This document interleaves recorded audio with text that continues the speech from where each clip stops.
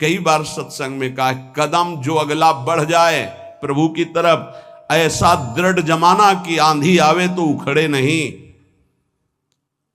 प्रायः जब कोई परमार्थ की सही डगर पकड़ता है तो उसका विरोध शुरू हो जाता है, परिचय होता है सही मार्ग का। एक बार किसी उपासक ने हितधाम में पूछा था कि आपकी ये बात मेरी समझ में नहीं आई, आप कहते हो जब भक्ति रंग लाएगी तो विरोध शुरू हो जाता है। मेरा तो कोई विरोध नहीं होता, 10 वर्ष से भक्ति कर रहा हूं, क्या मेरी भक्ति में कमी है? तो हंस के कहा था कि अभी वो बात नहीं है जिससे तुम्हारी खिलाफत हो, जब आएगी तो हम आपको बता देंगे कि देखो अब शुरू हुआ कि नहीं। जब शुरू हुआ तो कहा, क्यों भाई समझ पा रहे हो? तो हाथ उठा के कहा, पूर्ण समझ आ गई, पूर्ण समझ आए। अन्य आश्रय लेकर के जो भजन किया जाता है उसका विरोध नहीं होता, ध्यान रखना। प्रभु से जो कुछ मांगा जाता है उसमें विरोध नहीं होता। जब प्रभु को पाना है सीधे और सीधे केवल भगवद अनन्यता है, अब विरोध आएगा, अब रंग लाएगा विरोध, क्योंकि तुम्हारे सीधे मार्ग को छुड़वाना पड़ेगा। अगर ये पकड़े रहे तो तुम माया पर विजय प्राप्त कर लोगे। और अभी अनंत जन्मों से माया हमें रौंदती रही है, वो कैसे बर्दाश्त करेगी कि हमारे चरणों में गिरा, ये हमको चरणों से रौंद के निकल जाए, ऐसा कैसे हो सकता है? तो वो प्रियजनों के, बड़े जनों के, निज जनों की बुद्धि में भेजती है, यहां से तीर काम करेगा, यहां से काम करेगा, यहां से काम। फिर जब देखती है ऐसा नहीं तो इंद्रिय द्वारों पे उसी के दैवी शक्तियां जागृत कर देती, अब आकर्षित करो। पर मंत्र जाप नाम के प्रभाव से फिर भी नहीं तो सिद्धियों को भेजती, तू आकर्षित कर। आखिरी पॉइंट, मान सम्मान कीर्ति सिद्धियां, गिरा इसको। लेकिन गुरु कृपा पात्र जो उसको, तो फिर वे आगे परम विद्या स्वरूप ज्ञान विज्ञान संपन्न वो भगवत चरणारविंद का साक्षात्कार करता है। इसको समझो परमार्थ को। हाय हाय नहीं मचाना कि विरोध हो रहा है, अब क्या करें, निंदा हो गई, अब क्या करें। बहुत आश्चर्य होता है, अपनी वासना की पूर्ति को साधना माना जाता है और साधना को नाटक माना जाता है। कैसी बुद्धि, कैसी बुद्धि। स्थिति देखी जाती है, बाहरी व्यवहार से कह रहे हैं, किसी परमार्थिक की परीक्षा नहीं की जाती, आंतरिक वृत्ति से की जाती है। बाहरी व्यवहार कुशल है, अंदर से भ्रष्ट है, उसे नहीं कहा जाता परमार्थिक। आंतरिक वो शुद्ध है और बाहरी व्यवहार कुछ बिगड़ा हुआ है तो कोई फर्क नहीं पड़ता, ये परमार्थ है। बाहरी व्यवहार में उसको मन आए बोले किसी से, मन आए ना बोले किसी से, मन आए आज नहीं मन है नहीं खाएगा, नहीं मन है उसका सोनी नहीं लगाएगा, वो बैठा है ऐसे। परमार्थिक व्यवहार का बहुत शुद्ध स्वरूप समझना। पर हमको अपने अनन्यता और अपने भागवतिक मार्ग से अगर विचलित होंगे, इधर उधर करेंगे, तो फिर वो भजन नहीं माना जाएगा। इसलिए उपासक अपने लक्ष्य पर ध्यान रखे और ये जीवन केवल प्रभु के लिए है। इस जीवन में हम अब कुछ ऐसा बर्दाश्त नहीं करेंगे जिससे मेरा प्रभु का संबंध छूट जाए। इतना तो आ जाना चाहिए, शेष आगे की बात तो इष्ट और गुरु आचार्य हैं, वो देख लेंगे। आप में कि जहां मैं खड़ा हूं इससे पीछे कदम नहीं जाएंगे, चाहे हमारा गला काट दिया जाए। नारायण अति कठिन है हरि मिलन की बाट, या में पग पीछे धरे प्रथम शीश दे काट। ये मरकर मार्ग चला जाता है। अब हमारा कोई नहीं, मतलब की बात है तो हम आपकी सेवा करते हैं, मतलब की बात नहीं तो तुम्हारा जो लगता हो उसे बोल दो, अभी एक क्षण में मैं अलग हूं। किसी का सहारा नहीं, श्री जी का सहारा है, वो मारे या तारे। अब हमें ये नहीं देखना कि हमारी व्यवस्था करती तो मेरी आराध्य देव, व्यवस्था नहीं करती तो आराध्य देव नहीं। घोर अव्यवस्था में भी बोलेंगे महारानी जी की जय। घोर अपमान की स्थिति में मुझे ऐसी सामर्थ्य मिले कि मैं आपकी जय बोलूं। सम्मान और प्रीतानुकूलता में तो सब जय बोलते हैं। अपमान निंदा और विपत्ति की स्थिति में भी जहां कोई सहयोगी न हो, मैं आपकी जय बोलूं और आपको सराह सराह करके उस दुख और विपत्ति को सहूं। ये वो मार्ग है। अब कोई हमारा पति है, कोई हमारा प्रीतम है, कोई हमारी पत्नी, कोई हमारा भाई, कोई मित्र नहीं। नाते नेह राम के मनियत सुहृद सुसेव्य जहां लो, अंजन कहां आंख जो फूटे। इसका अर्थ समझो, वो संबंध क्या जो हमारी भक्ति को नष्ट कर दे। अंजन कहा आंख जो फूटे बहुतक कहो कहा लो। इसलिए उपासक, ये जीवन की बाजी अनंत जन्मों से हारते चले आए, इस बार जीतने का नंबर आया है। पासा पलटने न पावे, अपने ही पक्ष में विजय होगी, क्योंकि लाडली जो अपने सहयोग में है, आचार्य अपने सहयोग में है। लेकिन आपकी भी कोई निष्ठा होनी चाहिए। एक होता है पेंदी का लोटा, एक होता है बिना पेंदी का लोटा। पेंदी का लोटा जहां रख दो वहां अपना स्थान बना लेता है, और बिना पेंदी का लोटा ढड़कता रहता है। उपासक बिना पेंदी का लोटा नहीं होना चाहिए, इधर से धक्का मारा उधर चला गया, उधर से धक्का मारा उधर चला गया। नहीं, अब वो ऐसी परिस्थिति है। ऐसा कर परिस्थिति को रॉन्ग करके अपनी स्थिति में रहना, इसी का नाम उपासना है। शब्द को याद करो, परिस्थितियों को रॉन्ग करके स्थिति में रहना, उसी तभी तो तुम्हारी बहादुरी है। परिस्थिति में डाउन हो गए, गिर गए, फिसल गए, परिस्थिति में रौंद दिए गए, तो फिर क्या है? फिर पढ़ाई करो, पता नहीं किस जन्म में परीक्षा में पास होंगे। ये होगी परीक्षा, हमारे हो तो बस इस हमारे पन में बाधा नहीं पड़नी चाहिए। तुम गाली भी दोगे तो बर्दाश्त हो जाएगी, जैसे अपना छोटा बच्चा। हमारे पन में फर्क नहीं पड़ना चाहिए। ये अपनापन, हमारापन स्वामिनी जी के प्रति यदि हम पहुंचा दिए तो अवगुण करे समुद्र सम गणत न अपनो जान, आपका काम बन जाएगा। ऐसा ना सोचो कि उपासना में परीक्षा नहीं आएगी। वासना की, शरीर संबंधियों की, ये सब परीक्षाएं आएंगी। बार बार स्त्री, बार बार पुरुष बनते हुए भटक रहा हूं, कौन रोक पा रहा है? आज अवसर मिला है आचार्य और गुरुदेव की कृपा से इस चक्र का भेदन करने का। आप इस चक्र के भेदन की सामर्थ्य तुम में हो तो बात करो, अन्यथा राधा राधा जपो। तुम्हारा जो कर्तव्य है वो हमारे साथ करो, नहीं तो जाओ। हम भरोसे श्री जी के, भरोसो दृढ़ इन चरणन के रो। निष्ठा है तो ये नौटंकी नाटक माया की तुम्हें परास्त नहीं कर पाएगी। अगर निष्ठा नहीं है तो फिर ये नौटंकी नाटक हो जाएगा। दोनों को देख लो। अगर निष्ठावान है तो भक्ति रंग ले आएगी। जितने भक्त चरित्र पढ़ते हो, क्यों पढ़ते हो? इसी बात के लिए पढ़ते कि हमारे आचार्य गुरुजन महापुरुष जन कैसे निष्ठा वाले थे, हमको वैसे ही चलना है। वाह वाह, चरित्र सुन के तालियां बजा दी, आनंदित हो गए, कितने महान भक्त। लेकिन आपका चरित्र क्या है? आपकी निष्ठा क्या है? प्रभु के प्रति आपका समर्पण क्या है? ये बहुत बात समझने की है। अगर हमारे प्रभु वनवास में हैं, सियाजू को सब सुविधाओं के लिए दोनों तरफ से प्रार्थना की गई।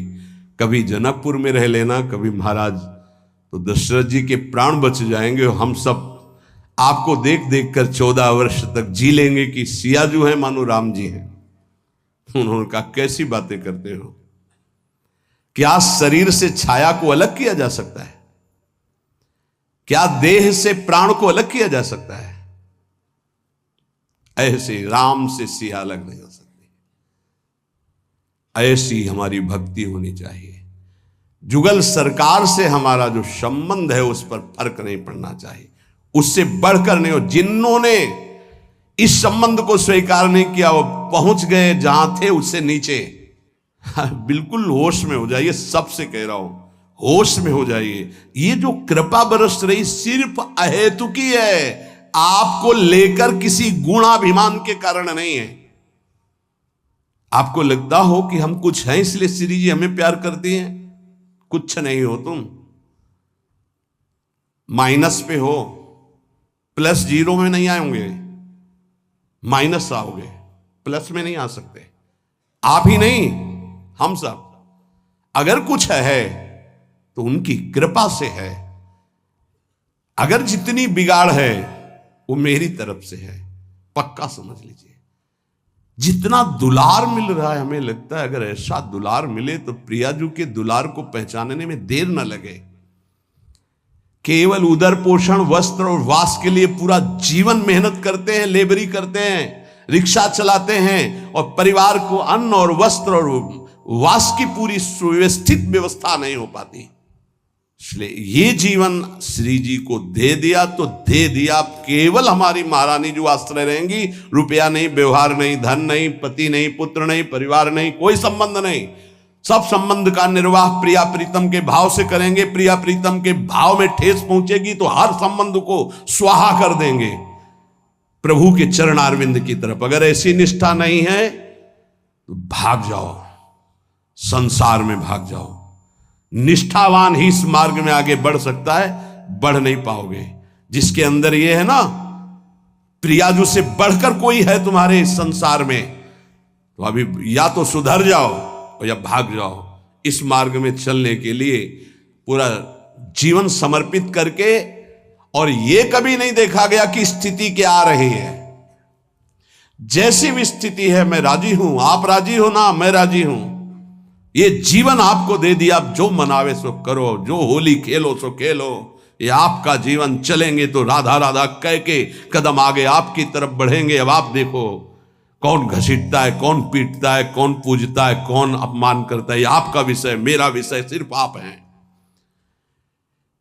ये रोज सत्संग मिल रहा है आपको, ये कुछ दिनों के लिए सौभाग्य है, ध्यान रखना।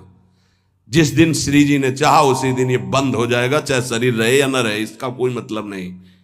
अपने हृदय को देखो, बुरा जो देखन मैं चला बुरा न मिलिया कोई, जो दिल खोजूं आपनो तो मुझसे बुरा ना कोई।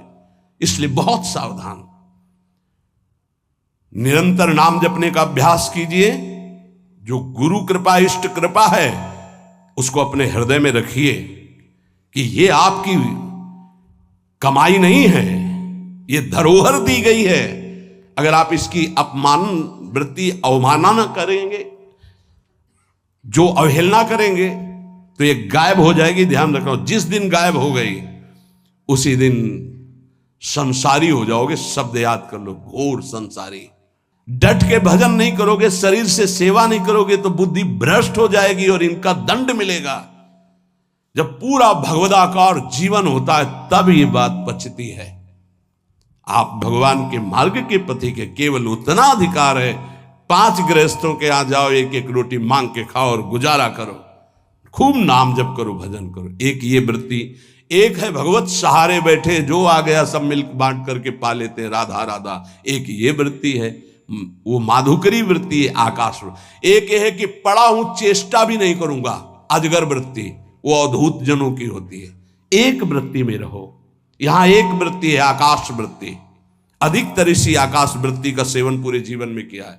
मेरे प्रभु जो मेरे सामने भेज देंगे उसकी व्यवस्था होगी। याचना नहीं, कोई फीस नहीं, किसी से किसी भी तरह का कोई इशारा नहीं। अगर कोई इशारा करता है तो दंडनीय अपराध है हमारे यहां। इशारा भी नहीं कर सकते। ये केवल आकाश वृत्ति। आकाश वृत्ति भगवत आश्रय। 100 रुपये आ जाएगा, उसके अनुसार काम होगा।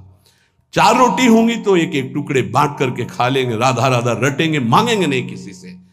इसमें किसी का टैक्स नहीं, कोई फीस नहीं, कोई इसमें हमारा प्रतिग्रह नहीं है। मेरे स्वामिनी के द्वारा भरण पोषण। ये जो आपको मिल रहा है भिक्षान्न से भी पवित्र है, क्योंकि आकाश वृत्ति के द्वारा मिल रहा है। और ये जो आप वृत्ति को सोचते हैं आप, बहुत कठिन है भगवत मार्ग की डगर। बढ़िया अवसर मिल गया, समय बहुत आगे बढ़ चुका है। अपने जीवन में निष्ठा आपको दिखानी पड़ेगी। ये मत समझो कि खा पी के एड़ा के समय व्यतीत कर रहे हैं। नहीं, प्रश्न आएगा सालाना, और क्षमा ही हल्का होगा, सालाना बहुत गहरा होगा। और अगर 10-12 वर्ष हो गए तो फिर फाइनल का जो प्रश्न होगा वो सिद्धावस्था की तरफ ले जाने वाला होगा। फाइनल में जानते हो कैसा प्रश्न आता है? हाई क्वालिटी का भोग। शब्द समझ लो, जीवन में जो सोच तुमने की होगी, कल्पना, उस कोटि का भोग आएगा तुम्हारे पास। भोगो, फ्री भोगो। कोई संकोच नहीं, कोई भय नहीं, कोई नियम नहीं, कोई मर्यादा नहीं। क्या चाहिए तुम्हें? यह आखिरी है तुम्हारा। अब लगा कि भगवान तो मिल ही जाएंगे यार, आज नहीं तो कल मिल जाएंगे। ये जो एकदम ऑफर आया है, इसको तो स्वीकार कर लेते हैं। नहीं, ये 12 वर्ष वाला फाइनल का प्रश्न है। तुरंत भूमिका बदलेगी। अगर आप जीत गए तो तुरंत अध्यात्म की भूमिका बदलेगी और आप ऊपर उठ जाएंगे। पर प्रायः जो गुरु कृपा पात्र नहीं है, वो ऐसी जगह फेल हो जाता है, वो ऐसा धम्म से गिरता है कि दोबारा चढ़ना मुश्किल हो जाता है। आ सकती है, जा नहीं सकती। आ सकती है, जा नहीं सकती। स्त्री में आसक्ति, पुरुष में आसक्ति, भोगों में आसक्ति आ सकती है, जा नहीं सकती। इसलिए साधक सावधान, हमारा केवल एक लक्ष्य प्रियालाल।